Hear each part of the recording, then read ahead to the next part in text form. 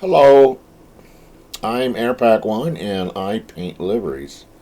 And I thought I'd try to put together a series of videos that would help the average individual that's just starting out that wants to modify an airplane and personalize it.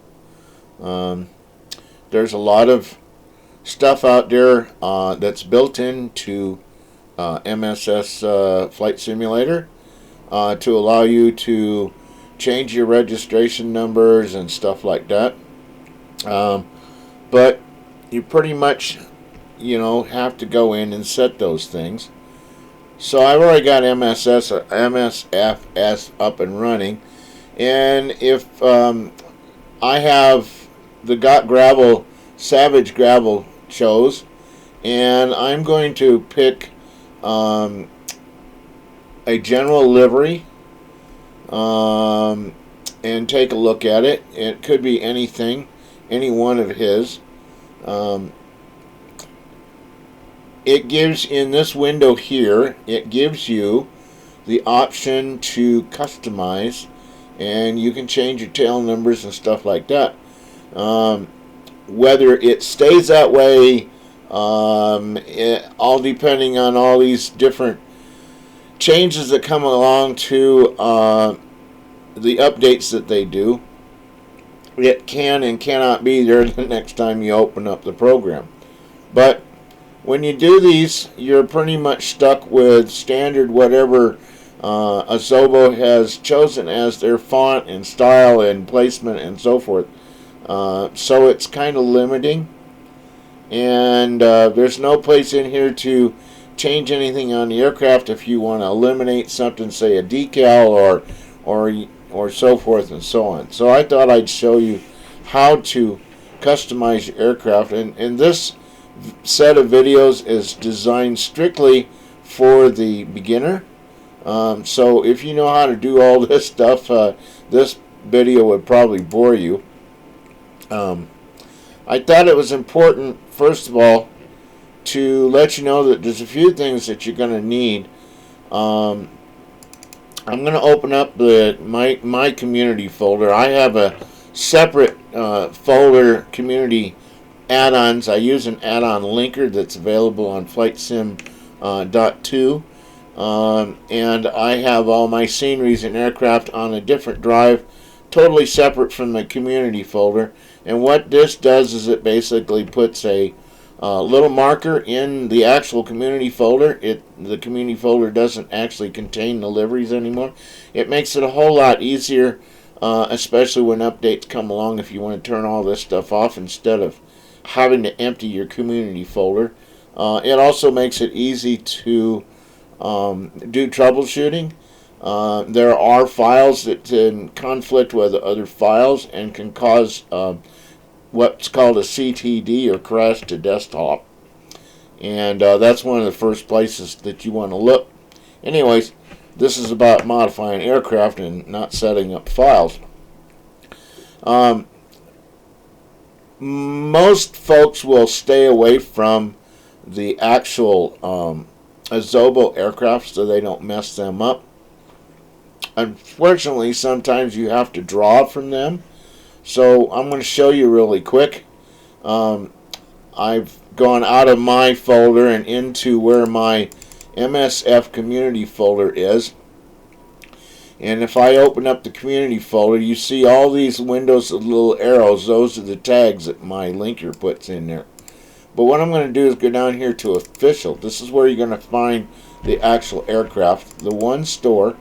And keep in mind that anything you do anything in this folder could potentially mess up your flight simulator and cause you to have to reinstall either from the marketplace or reinstall the whole package because you messed up that file.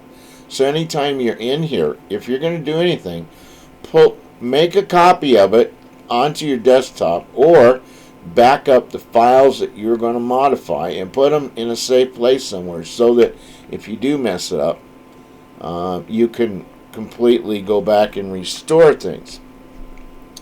Anyways, let's just go down to something simple like the Savage Cub. which is what the gravel is based off of. If you open this folder up, and let me go back real quick. There's several different things here. There's the Cub liveries, various liveries that Zobo's put in here, but we want the main folder right here, the root folder.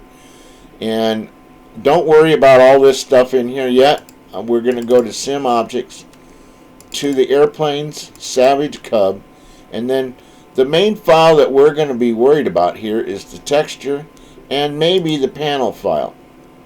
Okay, I'm going to open this up real quick, and I'm going to, if you have a text editor on your system, it should automatically open up this file. As you double click on it, and this is called the panel CFG, it basically gives Flight Simulator instructions on where to place certain things.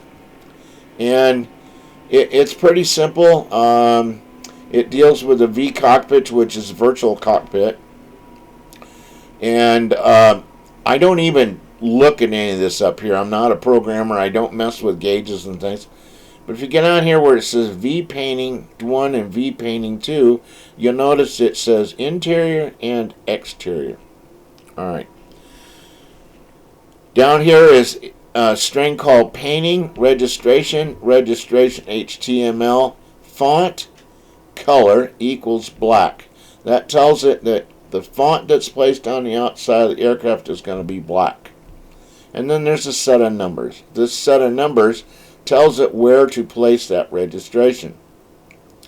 If we are going to be messing with a registration on the main aircraft, again I say stress, Zobo's main aircraft, we want to make sure we back up the CFG file somewhere so that if we mess it up we can go back.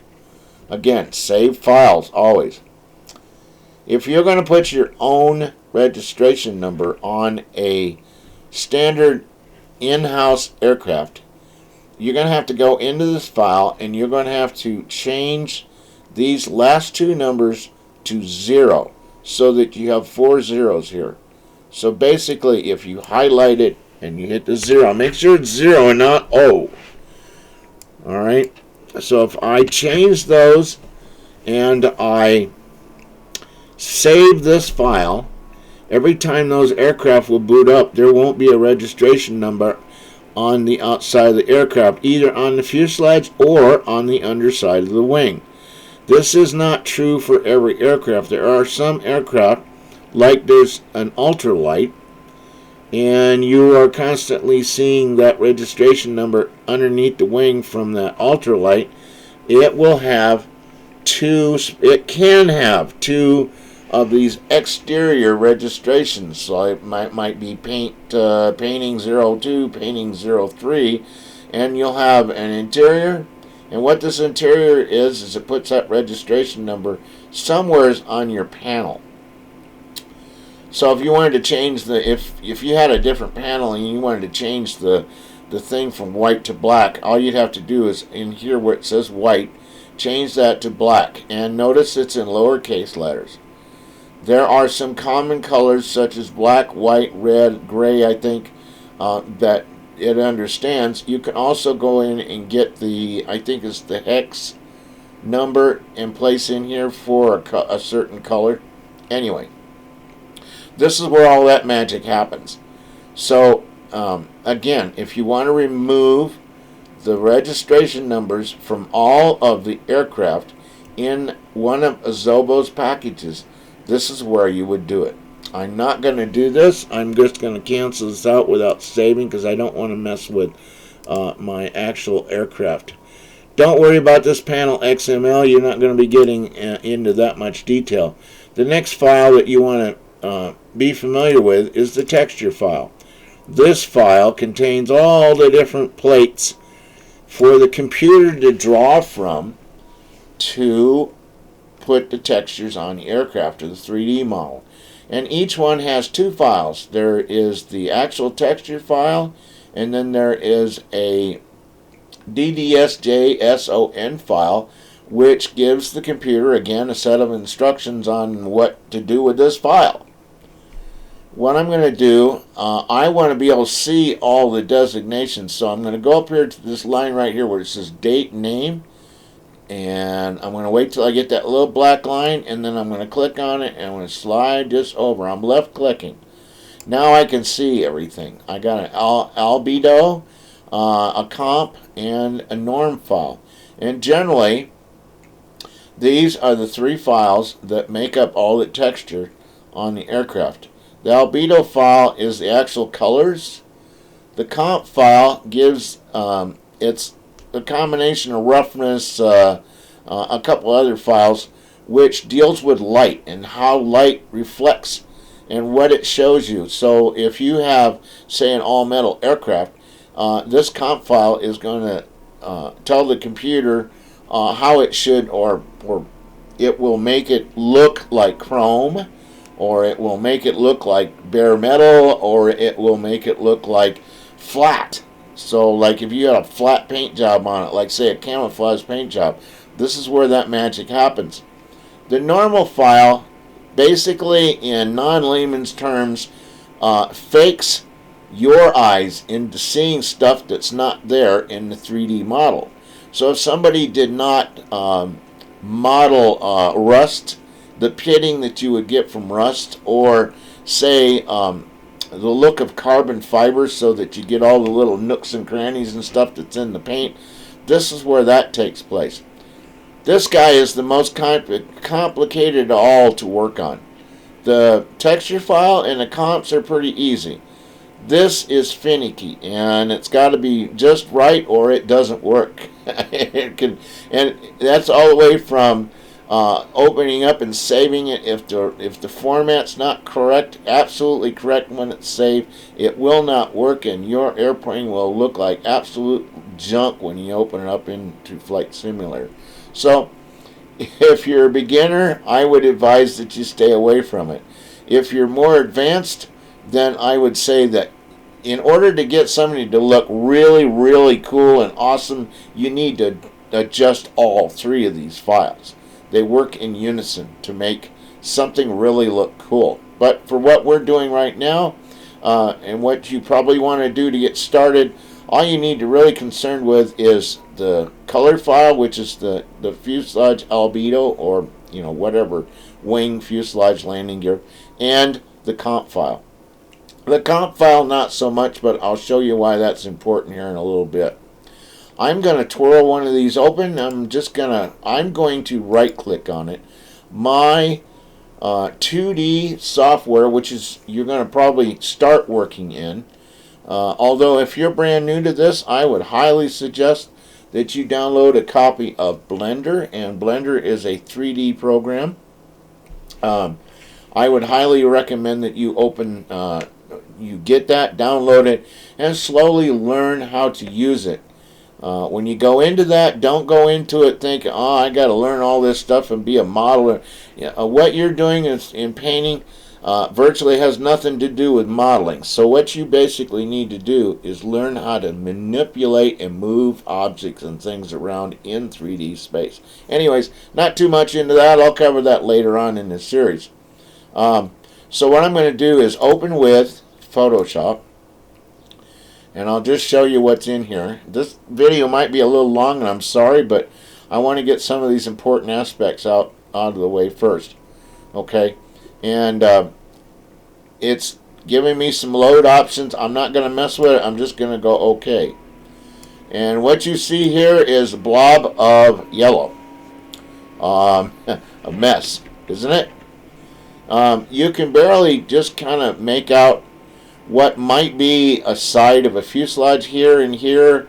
This looks like it might be the bottom of the aircraft right here, and all these other panels. And oh, this might be part of the rudder or vertical stabilizer. Various panels around here. It's really hard to distinguish. Sometimes it's better, not always, but it's better if you start out by opening up the comp file. Again, I'm not going to right click because I have everything set up to where I can just click on it and it's going to open for me. Now if you notice, this one has two of them. It's just transparency. I'm not going to click either one of these. The comp files have to have a transparency layer to work, and that will be important later when you go to save. But this, it looks a little bit better. I might even be able to select objects from here. Sometimes they're so detailed to where it really, really looks good. I can show you an example later on, but we're done. I'm just showing you right now what these files look like so you understand them. Just while I'm here, I'll open up the normal file. And can you make anything out there? Well, not really. You can see, looks like I've got some indentations going on here. I got all kinds of weird colors around, and that's what I mean where it fakes your eyes into believing that something, like here's an indentation right here, maybe where the lights are at or something.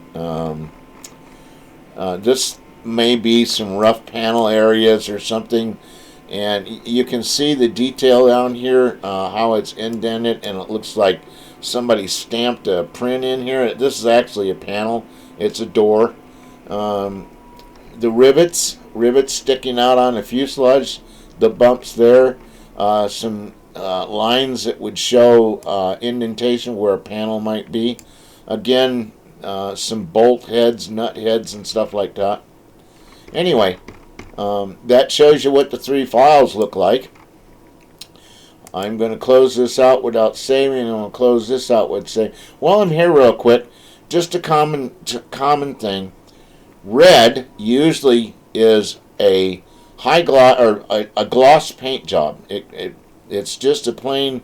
There's some understanding that needs to go on of what the RGB spectrum is in this, so that you understand how light reacts. But if you just want a common knowledge, red will give you a gloss paint job. This pink up here is like a super high gloss that will actually give you a chrome effect. So any metal that's on the aircraft that's got any shine to it at all and wants to look like metal, it's probably going to be in this spectrum right here in the pink. There's then the extreme. I don't see anything really extreme here, but the extreme would be a yellow, a pure yellow, and that's going to give you the flat, dull, nothing, no shine to it at all. So right here might be as close as this model's going to get to a pure yellow. And a lot of times I'll cheat and I'll just go in and I'll sample. I'll grab a plate here and I'll go take the eyedropper and sample it, and then I'll use that to fill in area without actually going into my channels. And you see the RGB. If I turn, that's because this is on. If I turn these off and just go to the green, I can adjust this. This is one of the channels that affects the light and so forth. Your red channel has to do with an occlusion, and the blue. They all work together. Again, I'm trying to stay away from technical stuff, so I'm going to close this out. Go back to layers. Here's the main body that we're going to be interested in. And this is where you're going to do your changes that's going to affect color. If you want to get rid of something that you don't like how it looks and so forth. Anyways, I want to close this out because we're kind of done here. Let's see. Before I do this, I'm going to go up here to File, and I'm going to go to Save As. And this is all the files that's in that folder I showed you. And down here you'll notice it says Intel TextureWorks DDS. Alright, if you'll notice, all of these files have a DDS at the end of it.